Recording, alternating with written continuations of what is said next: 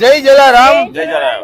હવે વાલા મિત્રો, જલારામ બાપાની પદયાત્રા રાજકોટથી અત્યારે પ્રસ્થાન થઈ રહી છે અને મારી સાથે જોડાઈ ગયા છે યુવાનો. શબ્દ એટલે વાપરી સાહેબ કે યુવાનોને શરમાવે ને એવી ટીમ છે.